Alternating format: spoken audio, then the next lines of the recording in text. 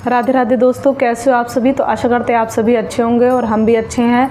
तो आज हम बताएंगे कि खूब पूजा पाठ करने के बाद भी घर में बरकत क्यों नहीं होती है। तो चाहे हम कितना भी कोशिश कर लें, कितनी भी पूजा पाठ करें, घर में बरकत नहीं हो रही है। तो पूजा पाठ करने के बाद में भी बरकत क्यों नहीं आती है, तो चलिए हम आप लोगों को बताएं कि आज इस वीडियो में हम आप लोगों को बताएंगे। और आप लोगों ने बहुत लोगों को कहते भी सुना होगा कि मैं इतनी पूजा पाठ करता हूँ लेकिन उसका पूर्ण फल जो है वो मुझे नहीं मिल रहा है। तो इस वीडियो में हम उसका कारण आप लोगों को बताएंगे। तो जाने अनजाने में कुछ लोग पूजा के दौरान में कई तरह की गलतियां कर देते हैं, जिसकी वजह से उनके पूजा का जो फल होता है वो नहीं मिल पाता है और पूजा उनकी अधूरी रह जाती है। तो ऐसे में अगर आप गलत विधियों और नियमों के साथ में पूजा करते हैं तो इसका विपरीत प्रभाव भी पड़ सकता है। तो चलिए जानते हैं कि घर और मंदिर में पूजा करने का सही तरीका क्या है।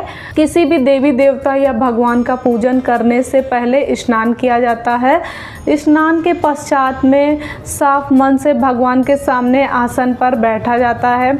पूजा कभी भी खड़े होकर नहीं करनी चाहिए और ना ही खाली फर्श पे बैठकर के पूजा करनी चाहिए। पूजा कुछ लोग क्या करते हैं, पूजा करते समय सीधे ज़मीन पे ही बैठ जाते हैं, जो कि बिल्कुल गलत माना जाता है। तो जिस तरीके से आपने भगवान को बैठने के लिए आसन दिया है उसी तरीके से आप स्वयं भी आसन धारण करें, आसन पे ही बैठें। शास्त्रों में कम्बल और कुश के आसन को पूजा के लिए शुभ माना गया है। बात का भी ध्यान रखें कि पूजा का जो स्थान होता है घर के फर्श से होता है थोड़ा ऊपर होना चाहिए, क्योंकि भगवान अतुल्य और श्रेष्ठ हैं, इसलिए अपनी बराबरी पे उनकी पूजा ना करें आप लोग। पूजा के लिए भगवान को किसी चौकी में या फिर फर्श से ऊंचे स्थान पर स्थापित करना चाहिए। इसके अलावा पूजा घर में देवी देवताओं की मूर्तियों को भी कभी भी दीवार से सटा करके नहीं रखना चाहिए, कुछ दूरी बना करके रखनी चाहिए। पूजा करते समय आपका मुंह उत्तर या पूर्व दिशा में ही होना चाहिए। घर या किसी भी मंदिर में पूजा संपन्न करने के बाद भगवान से अपने भूल के लिए क्षमा जरूर मांगे उनके समक्ष बैठ करके। इससे परमात्मा आपके द्वारा जाने अनजाने में की गई गलती को क्षमा कर देते हैं और आशीर्वाद भी देते हैं। तो अब आते हैं 3। तो पूजा घर में हमेशा ईशान कोण में रहना चाहिए। पूजा घर में किसी एक देवी देवता की जो फोटो होती है, मूर्ति होती, तो एक से ज़्यादा नहीं होनी चाहिए। घर के मंदिर में किसी भी भगवान की मूर्ति मतलब 9 या 22 सेंटीमीटर से छोटी ही होनी चाहिए।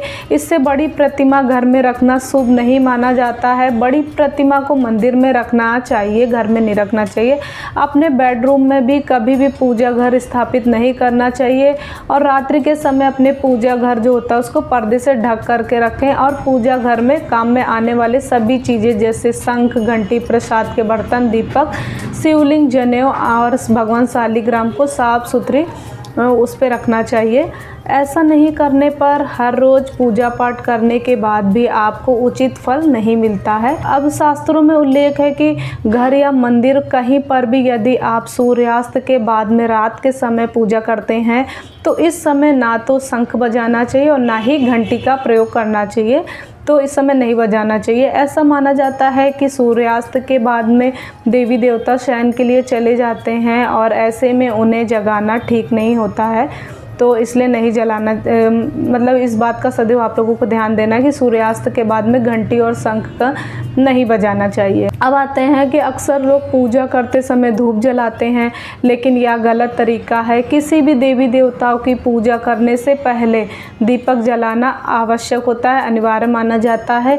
ऐसी मान्यता है कि दीपक भगवान के प्रति हमारी भक्ति भाव जो होता है, हमारे द्वारा चढ़ाया गया प्रसाद, धूप और अन्य कार्यों का साक्षी होता है। तो ऐसे में अगर पूजा करने से पहले हम लोग दीपक नहीं जलाते हैं तो भगवान तक आपकी जो प्रार्थना होती कभी भी नहीं पहुंचती है। तो आजकल ज़्यादातर घरों में अगरबत्ती का प्रयोग किया जा रहा है, इसका नहीं करना चाहिए, क्योंकि अगरबत्ती में जो होता है वो बांस की डंडी का इस्तेमाल किया जाता है, तो इसलिए अगरबत्ती का यूज नहीं करना चाहिए। और हिंदू जो शास्त्र होता है तो इसमें पूजा में मांस का इस्तेमाल भी नहीं करना चाहिए। पूजा में हमेशा दीपक का इस्तेमाल करना चाहिए, बांस का इस्तेमाल नहीं करना चाहिए। और जो देवताओं को जो वस्त्र होते हैं उसको भी सिल करके पहनाएं और बिना वस्त्र के ना रखें, क्योंकि आजकल बाज़ार में भी मिल रहे हैं और घर में भी बना के भी पहना सकते हैं, चाहे घर बाज़ार से लें या घर पे बनाएं। तो हमेशा देवता की पसंद के अनुसार या शुभता को ध्यान में रखते हुए वस्त्र धारण करवाना चाहिए, इस ध्यान देना। और सूर्य, गणेश, दुर्गा, शिव और विष्णु या पंचदेव कहलाते हैं, तो इनकी पूजा सभी कार्यों में अनिवार्य रूप से की जाती है। प्रतिदिन पूजा करते समय इन 5 देवों का ध्यान अवश्य ही करना चाहिए, क्योंकि इससे माँ लक्ष्मी जो होती है उनकी कृपा और समृद्धि हम लोगों पे बनी रहेगी। और चाहे किसी भी देवी देवता होते हैं उनका पूजन कर रहे हैं, लेकिन सर्वप्रथम हमें भगवान गणेश की पूजा की जाती है और उनको ही प्रणाम किया जाता है। किसी हवन या शुभ कार्य की शुरुआत में भगवान गणेश को ही सबसे पहले पूजा जाता है, उनको ही प्रणाम किया जाता है। ऐसा कहा जाता है कि भगवान गणेश को प्रणाम किए बिना पूजा करने से उसकी फल की प्राप्ति नहीं होती है, तो इसलिए पहले भगवान गणेश को प्रणाम करना चाहिए। और बिना सर ढके भी पूजा नहीं करना चाहिए। मान्यता है बिना सर ढके पूजा करने से इसका पूर्ण फल आपको प्राप्त नहीं होगा। पूजा के दौरान सिर ढकना भगवान के प्रति श्रद्धा भाव को दर्शाता है। पूजा के दौरान सिर ढकने से धार्मिक कारण कि वैज्ञानिक कारण भी बताया गया धार्मिक के साथ में, तो इसीलिए स्त्री हो या पुरुष पूजा के दौरान सिर जरूर ढकना चाहिए। कभी भी भगवान को एक हाथ से प्रणाम नहीं करना चाहिए, ऐसे करके पूरी तरीके से झुक करके दोनों हाथों से प्रणाम करना चाहिए। जब भी हम लोग पूजा करने किसी मंदिर में जाते हैं तो आप लोगों ने देखा होगा कि मंदिर में जो प्रसाद मिलता है तो उसे मंदिर में ही खाना चाहिए।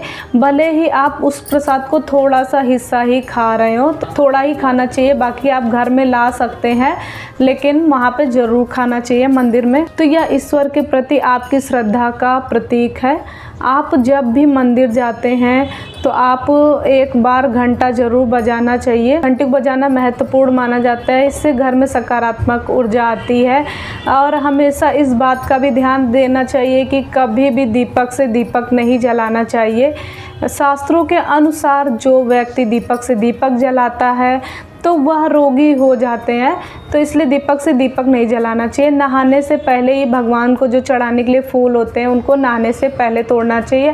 नहाने के बाद फूल तोड़ने के बाद वो जो होता है तो वो स्वयं चढ़ा हुआ फूल माना जाता है, ऐसा शास्त्रों में कहा जाता है। तो पूजा पाठ करते समय या फिर किसी भी समय दीपक, शंख, भगवान की मूर्ति या तस्वीर, सोने के आभूषण, शालिग्राम को कभी सीधे ज़मीन पर या फर्श पर नहीं रखना चाहिए। घर या मंदिर हो तो पूजा के समय भगवान की आरती करते समय भगवान विष्णु के सामने 12 बार, सूर्य देव के सामने 7 बार और देवी दुर्गा के सामने 9 बार और भगवान के सामने 11 बार और गणेश जी के सामने 4 बार आरती घुमानी चाहिए। तो इससे पूजा पाठ का जो सकारात्मक फल मिलता है। मंत्र जो करते हैं उसके बाद में आसन पे होता है, तो आसन उठाने के बाद में पैर जरूर स्पर्श जरूर करना चाहिए, आंखों से ऐसे करके स्पर्श करना चाहिए। तो अगर हम किसी खास प्रयोजन के लिए, अनुष्ठान के लिए संकल्प लिए हैं तो उसको पूरा करने के लिए ज़्यादा समय नहीं लगाना चाहिए। ये नहीं कि अभी बोल दिए हम काफ़ी समय के बाद कर रहे हैं। तो अगर हमने कुछ संकल्प लिया है, हमको दान करना है, हमको यह अनुष्ठान करना है, तो उसे जल्दी से जल्दी पूरा कर देना है। संकल्प को पूरा करने में देरी से और अनुष्ठान करने में तो उसे पूरा लाभ आप लोगों को नहीं मिलेगा। और किसी को भी कोई वस्तु दान दक्षिणा कर रहे हैं तो दाहिने हाथ से ही दें। एकादशी, अमावस्या, कृष्ण चतुर्दशी, पूर्णिमा व्रत कथा, श्राद्ध के दिन बाल और दाढ़ी नहीं बनाना चाहिए। जिन लोगों का यह यज्ञोपवीत संस्कार हो चुका है तो उन्हें बिना जनेऊ पहने पूजा पाठ या किसी भी तरीके का अनुष्ठान नहीं करना चाहिए। बिना जनेऊ धारण करे कोई भी कार्य अगर कर रहे हैं तो वो निष्फल हो जाएगा। तो सभी हिंदू घरों में पूजा पाठ या अन्य धार्मिक कार्य में इस्तेमाल किए गए गंगा जल रखा जाता है, लेकिन आपको पता नहीं होगा प्लास्टिक की बोतल होता है या किसी अपवित्र धातु जैसे कि एल्युमिनियम और लोहे के बने बर्तन होते हैं, तो उसमें गंगा जल नहीं रखना चाहिए। गंगा जल तांबे में रखना बहुत ही शुभ माना जाता है। जैसे कि पूजा करने के लिए हम लोग मंदिर जाते हैं तो आपको हमेशा ये भी ध्यान देना चाहिए कि घर से लोटे में जल लेके जाना चाहिए। कभी भी मंदिर में रखे जल से ईश्वर का अभिषेक नहीं करना चाहिए।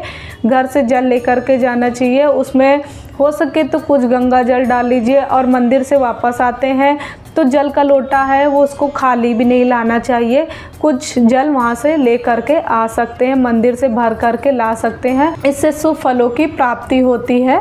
हर रोज लक्ष्मी स्रोत का पाठ करते हैं तो अवश्य करना चाहिए। यह धन प्राप्ति और धन संचय का विशेष फलदायी माना जाता है। सन 2025 जो चल रहा है तो इसमें आप लोग ये पाठ अवश्य करें, लक्ष्मी स्रोत का पाठ। इससे आपकी उन्नति होगी और धन की बचत होगी। और वास्तुशास्त्र के अनुसार में बहुत से लोग क्या करते हैं कि आदत होती है उनकी कि खाना खाते समय पढ़ाई या और भी काम की चीज़ें करते हैं, तो यह अशुभ माना जाता है। जो जानते हैं कि सरस्वती माता होती हैं कॉपी किताबों में जो होती है, तो उनको जूठे नहीं करना चाहिए, तो इसलिए ऐसा नहीं करना चाहिए, हमारे लिए नुकसानदायक साबित होता है। खाना खाते समय पाचन क्रिया जो हमारी होती है वो शुरू हो जाती है। अगर आप खाते समय पढ़ाई या और भी कुछ काम कर रहे हैं अपना ऑफिस वगैरह का, तो इसका असर आपकी पाचन शक्ति पे भी पड़ेगा, जिससे स्वास्थ्य संबंधित कई और समस्याएं भी बननी शुरू हो जाएंगी। तो इसलिए आप लोगों को इस बात को ध्यान देना है, ये आदत छोड़नी है। और भोजन के नियम होते हैं कि भोजन की थाली को हमेशा चटाई या चौकी या टेबल के ऊपर सम्मान के साथ में रखना चाहिए। खाने की थाली को कभी भी एक हाथ से ना पकड़ें, ऐसा करने से खाना जो होता है वो प्रेत योनि में चला जाता है। हमेशा दोनों हाथ से थाली पकड़ें। और भोजन करने के बाद थाली में हाथ नहीं धोने चाहिए। थाली कभी में भी जूठन नहीं छोड़नी चाहिए थाली में। और भोजन करने के बाद थाली को कभी जो किचन स्टैंड होता है वहाँ ना रखें, या टेबल पे ना रखें, या ऊपर ना रखें। रात्रि में भोजन के जूठे बर्तन जो होते हैं उनको घर में नहीं रखना चाहिए। भोजन करने से पूर्व देवताओं का आवाहन करें। भोजन करते वक्त वार्तालाप या क्रोध नहीं करना चाहिए। परिवार के सदस्यों के साथ बैठ करके भोजन करना चाहिए। तो भोजन करते वक्त अजीब सी आवाज़ें ना निकालें। रात्रि में चावल, दही और सत्तू का सेवन ना करें, क्योंकि इससे लक्ष्मी का निरादर होता है और जो सुख समृद्धि होती है वो चली जाती है। और जिनको आर्थिक कष्ट रहता है तो उन्हें इनका सेवन रात में नहीं करना चाहिए। भोजन सदैव पूर्व या उत्तर दिशा की ओर मुख करके ही करना चाहिए। संभव हो तो रसोई घर में बैठकर भोजन करना चाहिए, इससे राहु शांत होते हैं। जूते पहने हुए भी कभी भी भोजन नहीं करना चाहिए। सुबह कुल्ला किए बिना पानी या चाय ना पिएं आप लोग। और झूठे हाथों से या पैरों से मतलब ब्राह्मण या और किसी अजीब ऐसी चीज़ का स्पर्श ना करें। और जो नल टपक रहा है आपके घर में तो उसको भी ठीक करवाएं। और किसी भी बर्तन से पानी रिस रहा हो तो उसको भी ना रखें, ठीक करें।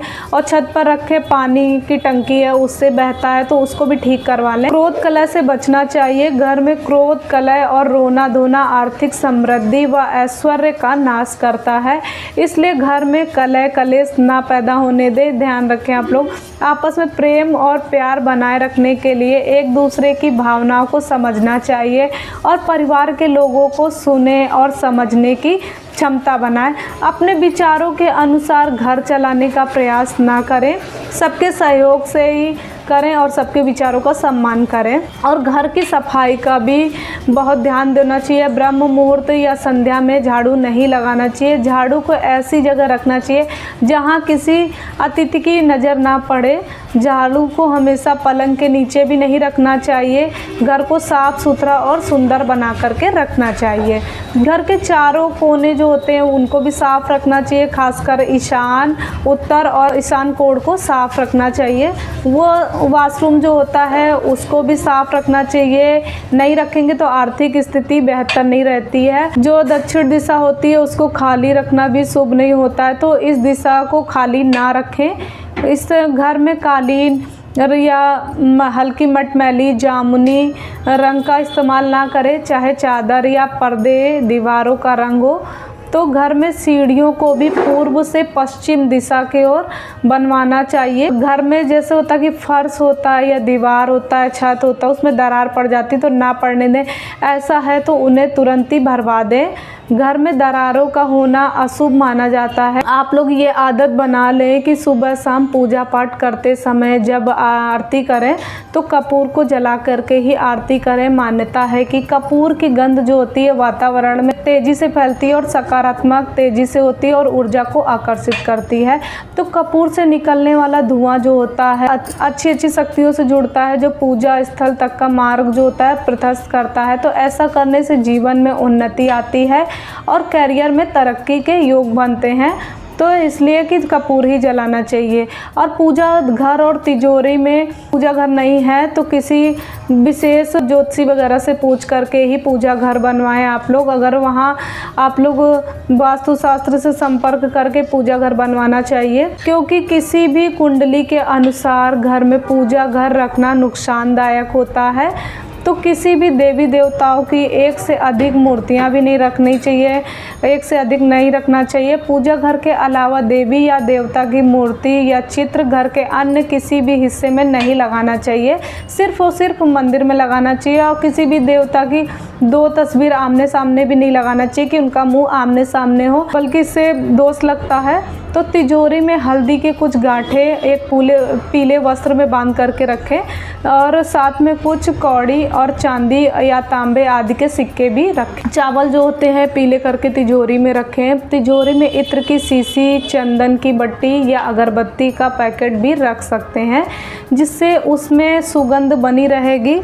और घर में देवी देवताओं पर चढ़ाए गए फूल या हार के सूख जाने पर उन्हें घर में रखना लाभकारी होता है। संध्या काल में अदृश्य शक्तियाँ प्रबल होती हैं, तो इस काल में निम्नलिखित बातों को निश्चित बताई गई हैं: सोना, खाना पीना, गालियाँ देना, झगड़े करना और अभद्र एवं असत्य बोलना, क्रोध करना, श्राप देना या यात्रा के लिए निकलना, शपथ लेना, धन लेना या देना, रोना धोना, वेद मंत्रों का पाठ, शुभ कार्य करना, चौखट पर खड़े होकर के बातें करना। उपरोक्त नियम का पालन नहीं करने से जहां एक और बरकत चली जाती है, वही व्यक्ति कई तरह के संकटों से घिर जाता है।